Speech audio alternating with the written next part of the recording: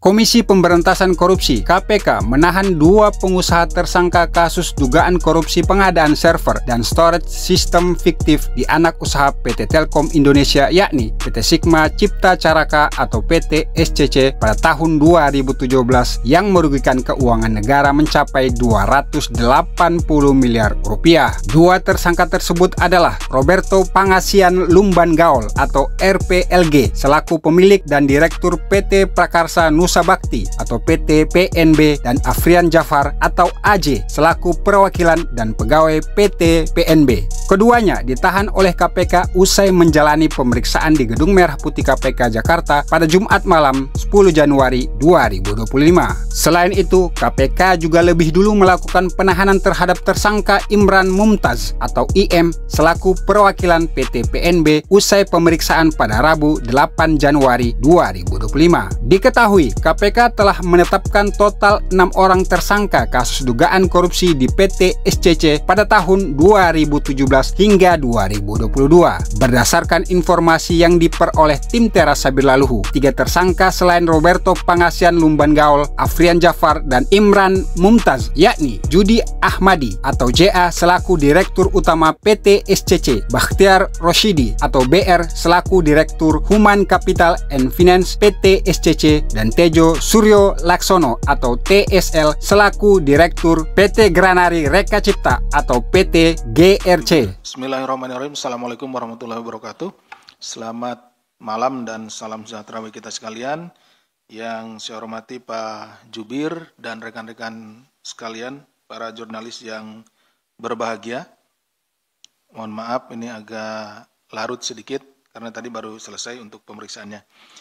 Baik, pada hari ini, hari Jumat tanggal 10 Januari 2025, KPK kembali akan melakukan konvers terkait dengan tindak pidana pada pekerjaan pembelian server dan storage oleh PT PNB kepada PT SCC pada tahun 2017. Adapun rangkaian tindak pidana yang dilakukan oleh tersangka RPLG dan AZ adalah sebagai berikut. Pada sekitar tahun 2016, RPLG mengalihkan kepengurusan PT PNB kepada BSLG. Setelah pengalihan, RPLG masih mengelola kegiatan bisnis dan memberikan advis atas pengelolaan kegiatan bisnis PT PNB. Jadi tidak dilepas sepenuhnya ya, kepada BSLG. Kemudian pada sekitar tahun 2016, RPLG selaku pemilik PT PNB berniat membuka bisnis data center. Kemudian RPLG meminta bantuan kepada saudara IM untuk mencari perusahaan yang bisa menyediakan financing. Jadi karena anggarannya tidak ada atau kurang, jadi minta untuk mencarikan pembiayaan. Atas rencana proyek penyediaan data center tersebut, RPLG juga meminta bantuan kepada saudara AJ. Sekitar Januari 2017, IM menemui BR, RK almarhum di sini, selaku staf ahli finance, Taufik Hidayat selaku sales, kemudian Sandi Suheri selaku manajer sales, dan AJ selaku perwakilan dari PT PNB di kantor PT SCC. Pertemuan tersebut membahas penawaran RPLG melalui IM dan AJ agar PT SCC dapat memberikan pendanaan kepada PT PNB terkait dengan rencana pengadaan data center. Jadi yang punya pekerjaan sebetulnya adalah PT PNB, kemudian ditawarkan kepada PT SCC, ya, ini pendanaannya karena tadi dananya tidak ada atau financing ya. Kemudian saudara BR selaku direksi PT SCC menyetujui penawaran PT PNB tanpa persetujuan direksi PT SCC. Jadi dia langsung menyetujuinya. Harusnya ada persetujuan dari direksi dan tanpa melakukan kajian analisa risiko. Jadi analisa risiko bisnis pengadaan data center itu tidak pernah dianalisis. Jadi si BR ini langsung saja menerima. Kemudian BR meminta SS agar menjalin komunikasi dengan AJ selaku perwakilan PT PNB untuk menyiapkan dokumen terkait rencana pengadaan dimaksud. Kemudian sekitar Februari 2017, BR, RK, TH, dan IM mengadakan pertemuan di rumah makan sekitar kantor PT SCC, membahas terkait tata cara pembiayaan pengadaan data center milik PT PNB. Para pihak sepakat membuat skema financing, skema pembayaran, dengan underlying pengadaan fiktif server dan storage system. Nah, di sini mulai ada kekeliruannya. Underlying pengadaan fiktif. Nah, yang perlu rekan-rekan garis bawahi antara PT SCC dengan PT PNB. Pada April 2017, BR, RK, TH, SS, dan KUR dari pihak PT PNG yang diwakili IM dan AZ rapat membahas besaran cicilan pembayaran jangka waktu yang harus dilakukan oleh PT PNB. Kemudian BR menjanjikan fee kepada IM dan AZ sebesar 1,1 miliar selaku maklar proyek PT SCC dengan PT PNB. Bahwa sekitar April 2017, BR dan RK meminta bantuan kepada TSL selaku Direktur PT GRC agar menyiapkan perusahaannya sebagai perusahaan penampungan dana yang untuk selanjutnya dana tersebut diberikan kepada PT PNB dalam rangka tujuannya rekayasa finansial dengan kedok pengadaan server dan storage system. Bahwa pada awal Juni 2017, AJ memberitahu kepada RPLG bahwa direksi PT SCC sudah menyetujui untuk menurunkan nilai pembayaran per terminnya dengan total 9 termin. Jadi akan diberikan pembayaran itu dalam tempo 9 kali ya, 9 termin.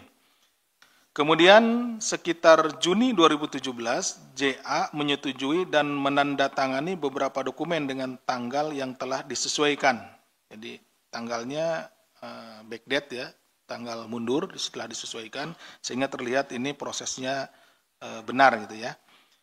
Dokumen tersebut adalah perjanjian kerjasama antara PT SCC dan PT PNB tentang proyek pengadaan server dan sistem storage senilai 266.327.613.241 rupiah yang tertanggal 31 Januari 2017. Padahal ini dibuatnya Juni 2017. Kemudian surat penetapan PT GRC sebagai mitra pelaksana untuk pekerjaan server dan sistem storage yang tertanggal 3 Februari 2017. Kembali lagi, ini dibuatnya di bulan Juni 2017. Dokumen selanjutnya adalah perjanjian kerjasama antara PT SCC dan PT GRC tanggal 3 Februari 2017 yang dipecah menjadi 2 buah kontrak. Nah, ini kontraknya pun tertanggal mundur. Kontrak pertama, perjanjian pengadaan perangkat sistem storage area network dengan nilai 109.219.727.700 rupiah. Kemudian perjanjian kedua, pengadaan perangkat sistem server, notebook, dan workstation dengan nilai 127.588.714.533 rupiah. Kemudian pada periode Juni sampai dengan Juli 2017, PT SCC melakukan transfer ke rekening Bank Panin nomor 20051919694 atas nama PT GRC dengan total 238.808.442.235 yang bersumber dari pinjaman PT SCC kepada Bank DBS dan Bank BNI. Bahwa periode Juni sampai Agustus 2017 atas perintah dari BR, Direktur Human Capital and Finance PT SCC, TSL meminta DGL untuk melakukan transfer melalui rekening PT GRC kepada PT PNB dengan total sebesar 236.754.621.108 rupiah. Periode Juni sampai dengan Desember 2017 atas uang yang masuk ke rekening PT PNB dan PT SCC sebesar Rp236.754.621.108 oleh RPLG digunakan untuk membayar angsuran kepada PT SCC, membuka rekening deposito dan kepentingan pribadi. Jadi uang yang tadi financing tersebut sebagiannya digunakan untuk angsuran gitu ya. Angsuran sendiri. Jadi uang dari situ dibalikin lagi untuk angsuran. Jadi seolah-olah pekerjaannya ada, kemudian diangsur dari pekerjaan itu gitu. Tapi sebetulnya ya dari nilai uang yang masuk dari awal itu. Kemudian pada periode Juni sampai dengan Agustus 2017, RPLG menerima transfer dari rekening Bank Mandiri nomor rekening 122.006.162.34 atas nama PT PNB. Rekening tersebut dikuasai oleh saudara RPLG dengan rincian sebagai berikut. Tanggal 19 Juni 2017 sebesar Rp21.157.850. Tanggal 7 Juli 2017 sebesar Rp9.380.700.000. Tanggal 21 Agustus 2017 sebesar Rp26.550.429,50. Uang transfer masuk selanjutnya oleh RPLG dipergunakan untuk keperluan pribadi dan penempatan deposito. Jadi seharusnya uang yang masuk tadi itu kan untuk financing kegiatan storage dan lain-lain. Tetapi kemudian sistem server, notebook, workstation, tapi kemudian digunakan untuk keperluan pribadi dan penempatan deposito. Jadi dia depositokan gitu untuk kepentingan pribadinya. Untuk pekerjaan pembelian server storage oleh PT PNB kepada PT SCC pada tahun 2017, PT SCC melakukan pinjaman di 3 bank. Jadi SCC ini yang memfinancing ya, yang mendanai PT PNB ini juga dia pinjam juga gitu ya. Juga dengan nilai pinjaman antara lain Bank DBS sebesar Rp84.040.000.000, Bank BNI Rp240.160.275.185, dari pokok pinjaman sebesar Rp172.220.000.000. Sumber dana pelunasan kepada Bank BNI dan pinjaman dari Bank HSBC sebesar Rp90.500.000.000. Hasil dari perhitungan BPKP didapatkan kerugian negara pada pekerjaan pembelian server dan storage oleh PT PNB pada PT SCC pada tahun 2017 PT SCC yaitu sebesar lebih dari Rp280 miliar. Bahwa atas perbuatan para tersangka maka diduga telah melanggar pasal sebagaimana dimaksud Pasal 2 Ayat 1 atau Pasal 3 Undang-Undang Nomor 31 Tahun 99 tentang pemberantasan tindak pidana korupsi, sebagaimana telah diubah dengan Undang-Undang Nomor 20 Tahun 2001 tentang perubahan atas Undang-Undang Nomor 31 Tahun 99 tentang pemberantasan tindak pidana korupsi, junto Pasal 55 Ayat 1 ke 1 Kitab Undang-Undang Hukum Pidana. Untuk tersangka IM telah dilakukan penahanan selama 20 hari terhitung mulai Rabu. Ini sebetulnya hari Rabu semuanya dipanggil, tapi yang hadir adalah IM di hari Rabu. Ya, jadi udah duluan, tanggal 8 Januari 2005 sampai dengan 27 Januari 2025. Untuk tersangka RPGL dan AZ ditahan hari ini Jumat tanggal 10 Januari 2025 sampai dengan 29 Januari 2025 untuk 20 hari ke depan. Nah, jadi yang ini nih setelah hari Rabu tidak hadir, kemudian dilakukan pemanggilan ulang, hadir pada hari ini, sehingga ditahannya yang 2 ini pada hari ini.